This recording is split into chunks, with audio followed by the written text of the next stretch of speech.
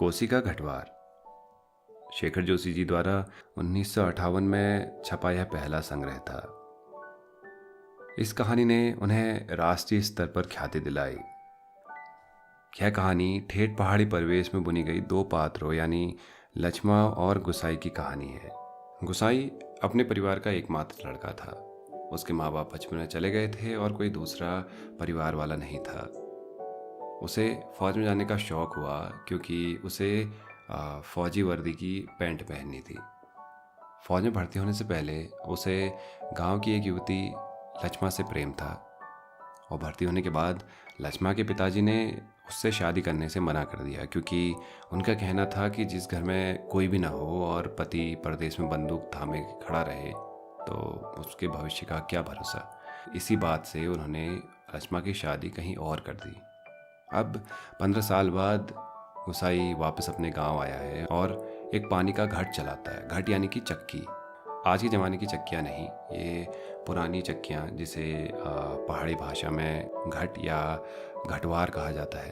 तो वह वो चलाने लगा कोसी नदी के किनारे। और इसी कहानी के बीच हमें पता लगता है कि उस साल काफ़ी सूखा पड़ जाता है और कोसी का जलस्तर काफ़ी नीचे आ जाता है। तो जो उसका घटवार होता है वो बहुत धीरे धीरे चल रहा होता है। तो बहुत सारे लोग आते हैं, वह वापस भेज देता है और इसी बीच एक स्त्री आती है और जो बाद में पता लगता है कि लक्ष्मा है। तो यह कहानी उन दोनों के आपस के संवाद पर आधारित है और बहुत स्वाभाविक और बहुत रियलिस्टिक, बहुत ही वास्तविकता का स्पर्श दे के ये कहानी जाती है। तो आज की कहानी में हम सीधा चलते हैं शेखर जोशी जी की कोसी के घटवार।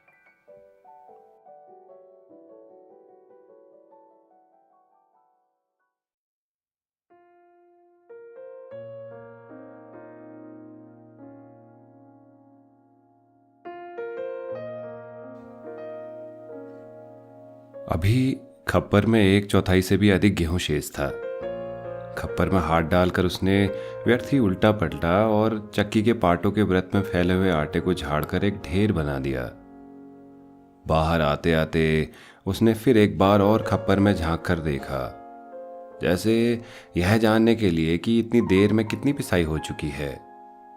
परंतु अंदर की मिकदार में कोई विशेष अंतर नहीं आया था। खस खस की ध्वनि के साथ अत्यंत धीमी गति से ऊपर का पाट चल रहा था। घट का प्रवेश द्वार बहुत कम ऊंचा था। खूब नीचे तक झुककर वह बाहर निकला। सर के बालों और बाहों पर आटे की हल्की सफेद परत बैठ गई थी। खंबे का सहारा लेकर वह बुदबुदाया, जा साला, सुबह से अब तक 10 पंसेरी भी नहीं हुआ। सूरज कहाँ का कहाँ चला गया है। कैसी अनहोनी बात अनहोनी तो है ही। जेठ बीत रहा है, आकाश में कहीं बादलों का नाम निशान ही नहीं। अन्य वर्षों अब तक लोगों की धान रोपाई पूरी हो जाती थी, पर इस साल नदी नाले सब सूखे पड़े हैं। खेतों की सिंचाई तो दरकिनार, बीच की क्यारियां सूखी जा रही हैं। छोटे नाले गूलों के किनारों के घट महीनों से बंद हैं। कोसी के किनारे है गुसाई का यह घट, पर इसकी भी चाल ऐसी कि लच्छू घोड़े की चाल को मात देती है। चक्की के निचले खंड में छिच्चर छिच्चर की आवाज के साथ पानी को काटती हुई मथानी चल रही थी। कितनी धीमी आवाज। अच्छे खाते पीते ग्वालों के घर में दही की मथनी इससे ज्यादा शोर करती है।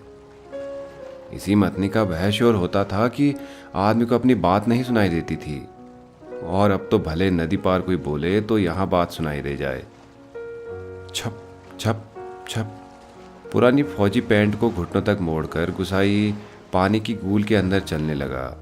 कहीं कोई सुराख निकास हो तो बंद कर दे, एक बूंद पानी भी बाहर न जाए। बूंद बूंद की कीमत है इन दिनों। प्रायः आधा फलांग चलकर वह बांध पर पहुंचा।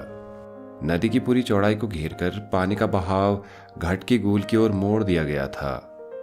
किनारे की मिट्टी घास लेकर उसने बांध में 1-2 स्थान पर निकास बंद किया और फिर गूल के किनारे किनारे चलकर घट पर आ गया। अंदर जाकर उसने फिर पाटों के व्रत में फैले हुए आटे को बुहार कर ढेरी में मिला दिया। खप्पर में अभी थोड़ी बहुत गेहूं शेष थी। वह उठकर बाहर आया। दूर रास्ते पर एक आदमी सर पर पिसान रखे उसकी ओर आ रहा था। गुसाई ने उसकी सुविधा का ख्याल कर वहीं से आवाज़ दे दी, है हो, यहाँ लंबर देर में आएगा, 2 दिन का पिसान अभी जमा है, ऊपर उमेद सिंह के घट में देख लो। उस व्यक्ति ने मुड़ने से पहले एक बार और प्रयत्न किया। खूब ऊंचे स्वर में पुकार कर वह बोला, जरूरी है जी, पहले हमारा लंबर नहीं लगा दोगे? गुसाई होठों ही होठों में मुस्कुराया। शाला कैसा चीखता है, जैसे घट की आवाज इतनी हो कि मैं सुन न सकूं। कुछ कम ऊंची आवाज में उसने हाथ हिलाकर उत्तर दे दिया, यहां जरूरी का बाप भी रखा है जी, तुम ऊपर चले जाओ। वह आदमी लौट गया। महल की छांव में बैठकर गुसाई ने लकड़ी के जलते कुंदे को खोलकर चिलम सुलगाई और गुड़गुड़ करता हुआ धुआं उड़ाता रहा। खस्सर खस्सर चक्की का पार्ट चल रहा था। किट किट किट किट खप्पर से दाने गिराने वाली चिड़िया पार्ट पर टकरा रही थी। छिच्चर छिच्चर की आवाज के साथ मथानी पानी को काट रही थी और कहीं कोई आवाज नहीं। कोसी के बहाव में भी कोई ध्वनि नहीं। रेती पाथरों के बीच में टखने टखने पत्थर भी अपने सर उठाए आकाश की ओर निहार रहे थे।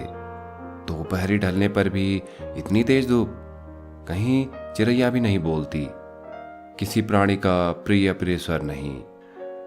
सूखी नदी के किनारे बैठा गुसाई सोचने लगा, क्यों उस व्यक्ति को लौटा दिया। लौट तो वह जाता ही, घट के अंदर टच पड़े पिसान को थैले देखकर 2-4 क्षण की बातचीत का आसरा ही होता। कभी कभी गुसाई को यह अकेलापन काटने लगता है। सूखी नदी के किनारे का यह अकेलापन नहीं, जिंदगी भर साथ देने के लिए जो अकेलापन उसके द्वार पर धरना देकर बैठ गया है, वही। जिसे अपना कह सके ऐसे किसी प्राणी का स्वर उसके लिए नहीं, पालतू कुत्ते बिल्ली का स्वर भी नहीं। क्या ठिकाना ऐसे मालिक का जिसका घर द्वार नहीं, बीवी बच्चे नहीं, खाने पीने का ठिकाना नहीं। घुटनों तक उठी हुई पुरानी फौजी पैंट के मोड़ को गुसाई ने खोला। गूल में चलते हुए थोड़ा भाग भीग गया था, पर इस गर्मी में उसे भीगी पैंट की यह शीतलता अच्छी लगी। पैंट की सलवटों को ठीक करते करते गुसाई ने हुक्के की नली से मुंह हटाया। उसके होठों में बाएं कोने पर हल्की सी मुस्कान उभर आई। बीती बातों की याद गुसाई सोचने लगा, इसी पैंट की बदौलत यह अकेलापन उसे मिला है। नहीं, याद करने को मन नहीं करता। पुरानी, बहुत पुरानी बातें वह भूल गया है, पर हवलदार साहब की पैंट की बात उसे नहीं भूलती। ऐसे ही फौजी पैंट पहनकर हवलदार धर्म सिंह आया था। लॉन्ड्री की धुली नोकदार क्रीज वाली पैंट। वैसे ही पैंट पहनने की महत्वाकांक्षा लेकर गुसाई फौज में गया था, पर फौज से लौटा तो पैंट के साथ साथ जिंदगी का अकेलापन भी उसके साथ आ गया। पैंट के साथ और भी कितनी स्मृतियां संबंध है। उस बार की छुट्टियों की बात, कौन महीना, हाँ बैसाखी था। सर पर क्रॉस कुकरी की क्रैस वाली काली किस्तीनुमा टोपी को तिरछा रखकर फौजी वर्दी वह पहली बार एनुअल लीव पर घर आया तो चीड़वन की आग की तरह खबर इधर उधर फैल गई थी। बच्चे बूढ़े सभी उससे मिलने आए थे। चाचा का गोठ एकदम भर गया था, ठसाठस। बिस्तर की नई एकदम साफ जगमग लाल नीली धारियों वाली दरी आंगन में बिछानी पड़ी थी लोगों को बिठाने के लिए। खूब याद है, आंगन का गोबर दरी में लग गया था। बच्चे बूढ़े सभी आए थे। सिर्फ चना गुड़ या हल्द्वानी के तंबाकू का लोभ ही नहीं था। कल के शर्मिले गुसाई को इस नए रूप में देखने का कौतूहल भी था, पर गुसाई की आंखें उस भीड़ में जिसे खोज रही थी वह वहां नहीं थी। नाला पार के अपने गांव से भैंस के कटिया को खोजने के बहाने दूसरे दिन लक्ष्मा आई थी, पर गुसाई उस दिन उससे मिल न सका। गांव के छोकरे ही गुसाई की जान के बवाल हो गए थे। बुढ़े नरसिंह प्रधान उन दिनों ठीक ही कहते थे।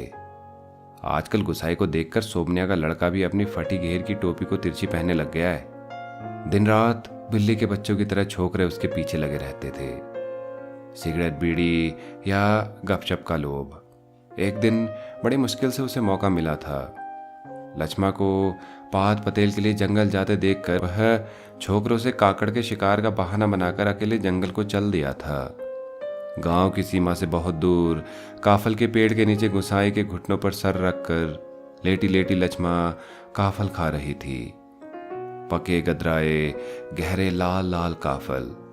खेल खेल में काफलों की छीनी छपटी करते गुसाई ने लक्ष्मा की मुट्ठी भींच दी थी। टप टप काफलों का गाढ़ा लाल रस उसकी पैंट पर गिर गया था। लक्ष्मा ने कहा था, इसे यहीं रख जाना, मेरी पूरी बाह की कुर्ती इसमें से निकल जाएगी। वह खिलखिलाकर अपनी बात पर स्वयं ही हंस दी थी। पुरानी बात क्या कहा था गुसाई ने, याद नहीं पड़ता। तेरे लिए मखमल की कुर्ती ला दूंगा मेरी सुआ, या कुछ ऐसा ही। पर लक्ष्मा को मखमल की कुर्ती किसने पहनाई होगी? पहाड़ी पार के रमुआ ने, जो तुरी निशान लेकर उसे बिहाने आया था, जिसके आगे पीछे भाई भाई नहीं, माई बाप नहीं, परदेश में बंदूक की नोक पर जान रखने वाले को छोकरी कैसे दे दें हम? लक्ष्मा के बाप ने कहा था। उसका मन जानने के लिए गुसाई ने टेढ़े तिरछे बात चलवाई थी। उसी साल मंगसिर की एक ठंडी उदास शाम को गुसाई की यूनिट के सिपाही किशन सिंह ने क्वार्टर मास्टर स्टोर के सामने खड़े खड़े उससे कहा था, हमारे गांव के राम सिंह ने जिद की तभी छुट्टियां बढ़ानी पड़ी। इस साल उसकी शादी थी। खूब अच्छी औरत मिली है यार, शक्ल सूरत भी खूब है, एकदम पटाखा, बड़ी हंसमुख है। तुमने तो देखा ही होगा, तुम्हारे गांव के नज़दीक की तो है, लक्ष्मा लक्ष्मा कुछ ऐसा ही नाम है। गुसाई को याद नहीं पड़ता कौन सा बहाना बनाकर वह किशन सिंह के पास से चले आया था। रमडे था उस दिन। हमेशा आधा पैग लेने वाले गुसाई को उस दिन पेशी करवाई थी, मलेरिया प्रिकॉशन न करने के अपराध में। सोचते सोचते गुसाई बुदबुदाया, साला एडजुटेंट। गुसाई सोचने लगा, उस साल छुट्टियों में घर से विदा होने से एक दिन पहले वह मौका निकालकर लक्ष्मा से मिला था। गंगनाथ जी की कसम, जैसा तुम कहोगे मैं वैसा ही करूंगी। आंखों में आंसू भरकर लक्ष्मा ने कहा था। वर्षों से वह सोचता आया है, कभी लक्ष्मा से भेंट होगी तो वह अवश्य कहेगा कि वह गंगनाथ का जागर लगाकर प्रायश्चित जरूर कर ले। देवी देवताओं की झूठी कस्में खाकर उन्हें नाराज करने से क्या लाभ? जिस पर भी गंगनाथ का कोप हुआ वह कभी फल फूल नहीं पाया, पर लक्ष्मा से कब भेंट होगी यह वह नहीं जानता। लड़कपन से संगी साथी नौकरी चाकरी के लिए मैदानों में चले गए हैं। गांव की ओर जाने का उसका मन नहीं होता।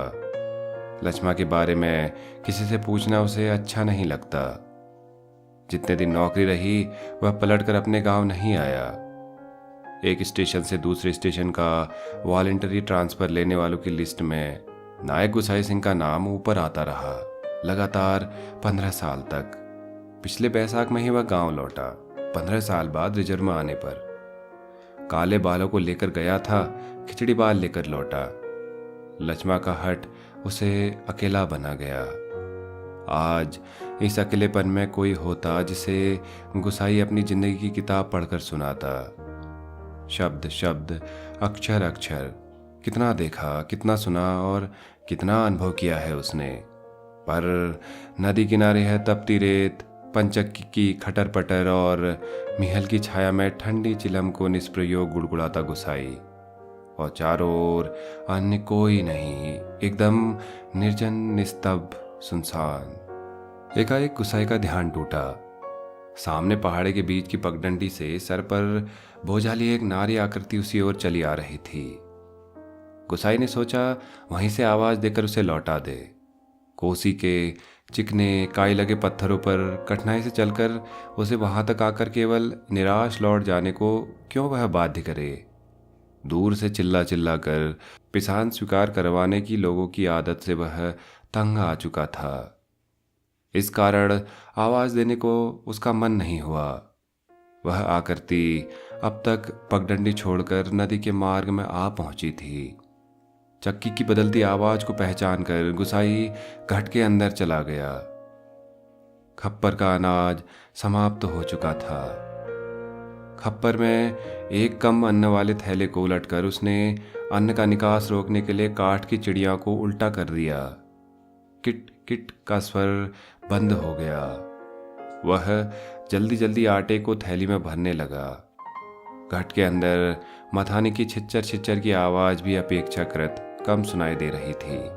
केवल चक्की ऊपर वाले पार्ट की घिसटती हुई घरघराहट का हल्का धीमा संगीत चल रहा था। तभी गुसाई ने सुना अपनी पीठ के पीछे घट के द्वार पर इस संगीत से भी मधुर एक नारी का कंठ स्वर। कब बारी आएगी जी? रात की रोटी के लिए भी घर में आटा नहीं है। सर पर पिसान रखे एक स्त्री उससे यह पूछ रही थी। गुसाई को उसका स्वर परिचित सा लगा। चौंक कर उसने पीछे मुड़कर देखा। कपड़े में पिसान ढीला बंधा होने के कारण बोझ का एक सिरा उसके मुख के आगे आ गिरा। गुसाई उसे ठीक से नहीं देख पाया, लेकिन तब भी उसका मन जैसे आशंकित हो उठा। अपनी शंका का समाधान करने के लिए वह बाहर आने को मुड़ा, लेकिन तभी फिर अंदर जाकर पिसान के थैले को इधर उधर रखने लगा। काठ की चिड़िया किटकिट बोल रही थी और उसकी गति के साथ गुसाई को अपने हृदय की धड़कन का आभास हो रहा था। घट के छोटे कमरे में चारों ओर पिसे हुए अन्न का चूर्ण फैल रहा था, जो अब तक गुसाई के पूरे शरीर पर छा गया था। इस कृत्रिम सभेदी के कारण वह वृद्ध सा दिखाई दे रहा था। स्त्री ने उसे नहीं पहचाना। उसने दोबारा वही शब्द दोहराए। वह अब भी तेज धूप में बोझा सर पर रखे हुए गुसाई का उत्तर पाने को आतुर थी। शायद नकारात्मक उत्तर मिलने पर वह उल्टे पांव लौटकर किसी अन्य चक्की का सहारा लेती। दूसरी बार के प्रश्न को गुसाई ने टाल पाया। उत्तर देना ही पड़ा। यहाँ पहले ही टीला लगा है, देर तो होगी ही, उसने दबे दबे स्वर में कहा। स्त्री ने किसी प्रकार की अनुनय विनय नहीं की। शाम के आटे का प्रबंध करने के लिए वह दूसरी चक्की का सहारा लेने को लौट पड़ी। गुसाई झुककर घट से बाहर निकला। मुड़ते समय स्त्री की एक झलक देखकर उसका संदेह विश्वास में बदल गया था। हताश सा वह कुछ क्षणों तक उसे जाते हुए देखता रहा और फिर अपने हाथों तथा सिर पर गिरे हुए आटे को झाड़कर एक दो कदम आगे बढ़ा। उसके अंदर की किसी अज्ञात शक्ति ने जैसे उसे वापस जाती हुई स्त्री को बुलाने के लिए बाध्य कर दिया। आवाज देकर उसे बुला लेने के लिए उसने मुंह खोला, परंतु आवाज न दे सका।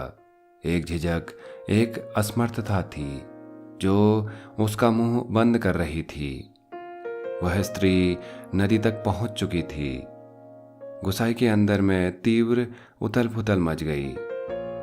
इस बार आवेग इतना तीव्र था कि वह स्वयं को नहीं रोक पाया। लड़खड़ाती आवाज में उसने पुकारा, लक्ष्मा। घबराहट के कारण वह पूरे जोर से आवाज नहीं दे पाया था। स्त्री ने यह आवाज नहीं सुनी।